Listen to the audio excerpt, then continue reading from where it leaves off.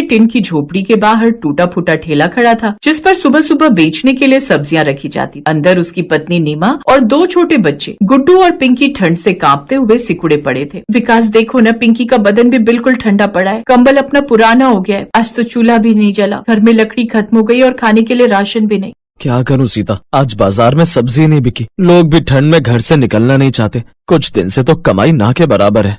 तभी गुड्डू रोते हुए बोला, बाबा मुझे भूख लगी है।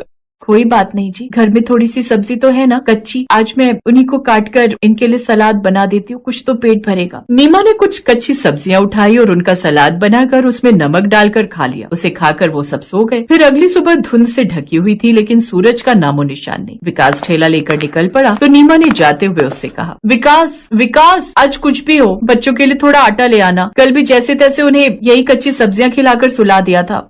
हाँ जरूर लाऊंगा सीता, चाहे ठंड में जान ही क्यों ना चली जाए, लेकिन अपने बच्चों को भूखा नहीं सुलाऊंगा। आज तो मैं आटा लेकर ही आऊंगा। ऐसा कहकर विकास काम पर चला गया। कुछ देर बाद वो मंडी पहुंचा। अब सब्जी मंडी में अफरा तफरी थी। बड़े बड़े व्यापारी अपने ट्रकों से सब्जी उतार रहे थे। विकास के पास तो वो बस 10 का नोट ही बचा था। मालिक आज तो मेरी जेब में 10 रुपए ही है।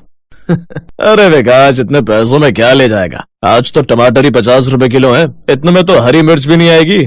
साहब आज उधार दे दो, घर में मेरे बच्चे भूखे, कुछ कमाई होगी तो घर में आटा चावल ले आऊंगा। अरे हट, यहाँ भीख नहीं मिलती समझा, चल अब जा यहाँ से, बाकियों को सब्जी ले जाने दे। हाँ बेकार का टाइम खोटी कर रहे हो। अब विकास चुपचाप एक कोने में बैठ गया और उसकी आंखों से आंसू टपकने लगे। बेटा ले जा, मेरे पास थोड़ी सब्जी बची है, बेच लेना, जो बन पड़े दे देना। बाबा भगवान हो, आपने मेरी बहुत मदद की।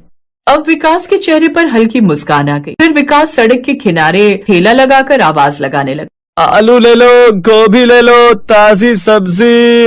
लेकिन लोग ठंड से बचने के लिए जल्दी जल्दी निकले जा रहे थे। अब कोई रुक ही नहीं रहा था। हे भगवान, तब से खड़ा हूं लेकिन कोई खरीदने को तैयार ही नहीं। ऐसे ही उसे वहाँ ग्राहकों का इंतजार करते हुए सुबह से दिन हो गया। कुछ देर बाद एक अमीर महिला कार से उतरी। कितने का है आलू? मैडम 30 रुपए किलो।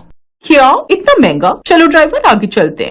अरे मैडम रुकिए, मैडम ऐसा मत कीजिए, मैडम कुछ तो लेकर जाइए। लेकिन उस औरत ने उसकी एक नहीं सुनी और वो कार में बैठकर चली गई। हे भगवान, ये कैसे दिन दिखा रहा है तो मुझे, अगर ऐसे ही चलता रहा तो मेरा परिवार तो भूखा ही रह जाएगा।